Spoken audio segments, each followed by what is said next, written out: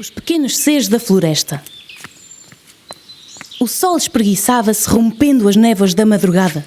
O galo já tinha cantado e a aldeia de Avelal despertava para mais um dia de trabalho. Entretanto, já o homem seguia serra acima, rumo ao moinho.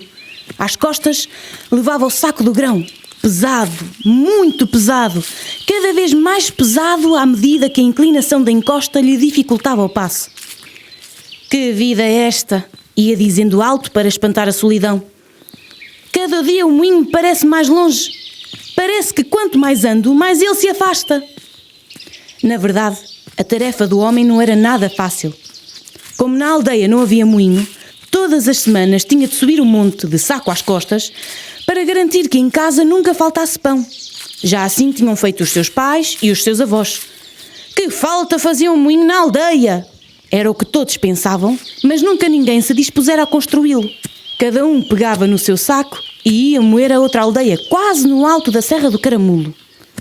Se ao menos eu tivesse um burro, que jeito me dava? Continuava o homem.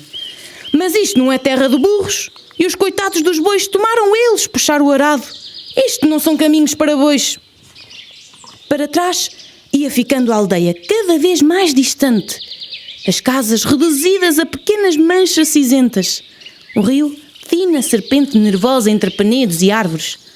Só os lameiros verdes coloriam a paisagem. Passada a meia encosta, só mato e floresta. Psst, psst. O homem ouviu e assustou-se. Estava perto de um lugar chamado Bertufo, que é o mesmo que dizer Cova do Lobo. Sem querer, recordou as histórias de lobos que por ali se contavam, mas logo se refez e seguiu o caminho. Psst, psst. O som repetiu-se, acompanhado de uns pequenos estalidos, como se alguém caminhasse aos saltinhos por cima das ervas secas da beira do caminho. Desta vez, o homem imaginou que qualquer bicho rastejante se tivesse esgueirado pelo matagal, assustado com a sua presença. Mas o som repetia-se com uma insistência tal que o homem parou no meio do carreiro, olhou em volta e perguntou: "Quem anda aí?" "Somos nós, os seres pequenos." E imediatamente o homem reconheceu as minúsculas criaturas que povoavam a floresta e de quem já tinha ouvido falar, mas nunca tinha encontrado. "Se quiseres, fazemos-te um moinho no Avelal", disse um deles. "E eu vou mesmo acreditar nisso." O homem estava tão atordoado que disse a primeira coisa que lhe veio à cabeça. "Podes crer que é verdade!" exclamaram em coro os pequenos seres, sem hesitar. "Sem nada em troca." "Pelos meus lindos olhos!" gracejou o homem, meio a brincar, meio a sério, ainda mal feito da surpresa. "Não! Em troca, vais moer para toda a aldeia e entregas-nos na maquia." A primeira coisa de que o homem se lembrou foi do alívio que sentiria por não ter de subir a serra de saco às costas. De seguida, viu-se senhor do moinho. Moleiro estimado, respeitado. Que importava a maquia? Claro que aceitava! O cansaço e o peso do saco foram os argumentos definitivos para ultimar o contrato. Os pequenos seres construíram um moinho que deveria servir toda a aldeia. E em troca, o moleiro comprometia-se a entregar-lhes a maquia por inteiro. E dali se foram. Os pequenos seres embrenharam-se na floresta. O homem subiu a serra de saco às costas.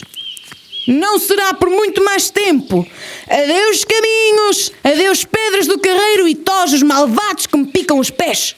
Enquanto falava para ninguém, o homem acelerava o passo. O caminho parecia ter encolhido e o saco tinha ficado prodigiosamente mais leve. Moído o grão, o homem regressou a casa com o saco da farinha, sentindo-se mais leve do que nunca. Mal se aproximou da aldeia, viu que havia novidades.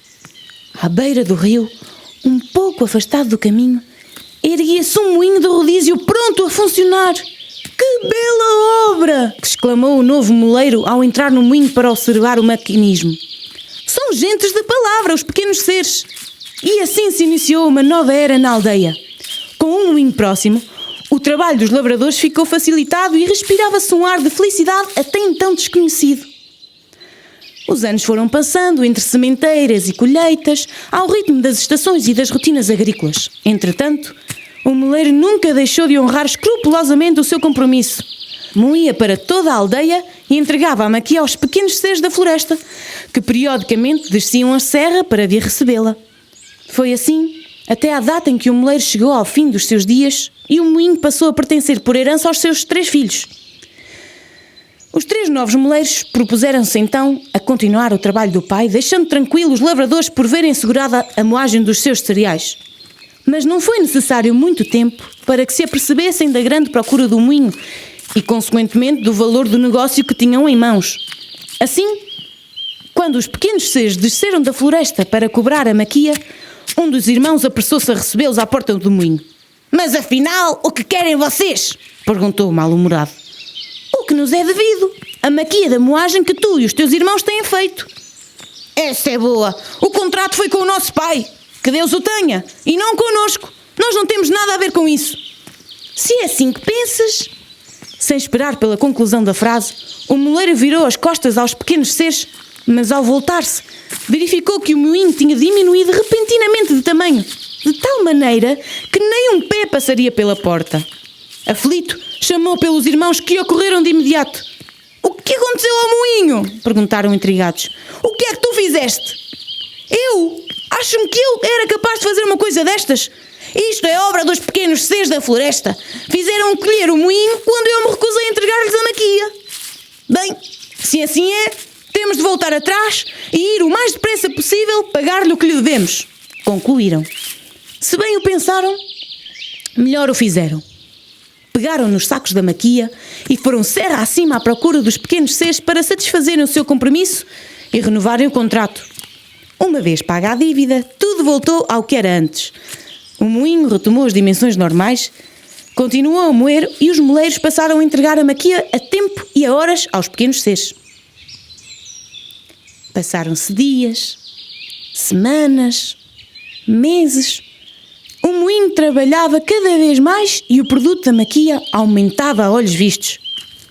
"Se isto fosse nosso", pensava um dos moleiros.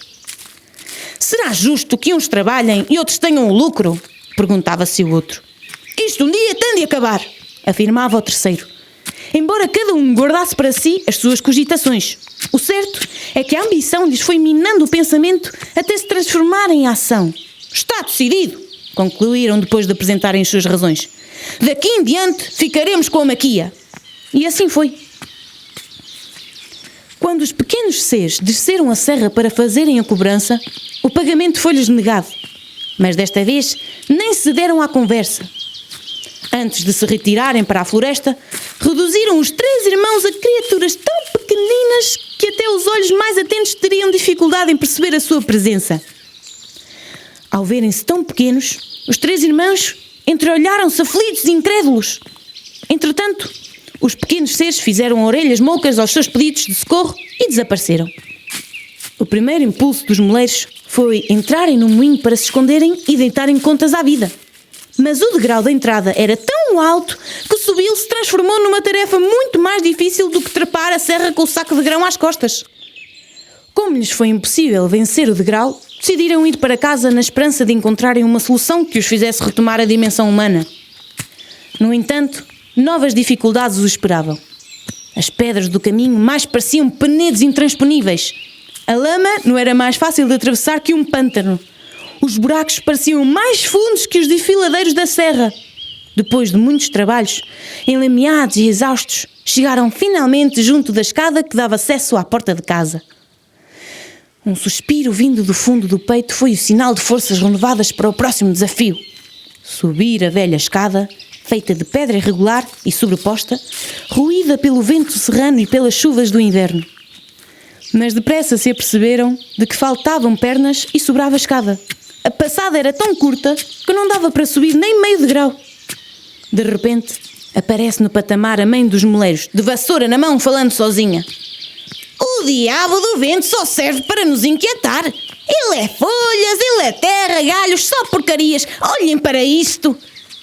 E com toda a determinação que as mulheres da serra são capazes de ter, desatou a varrer a escada rápida e vigorosamente, enquanto ia protestando contra as diabruras do vento. Nisto, como não se apercebeu da presença dos 3 moleiros, que acabavam de trepar o último degrau, com uma enérgica vassourada, varreu-os.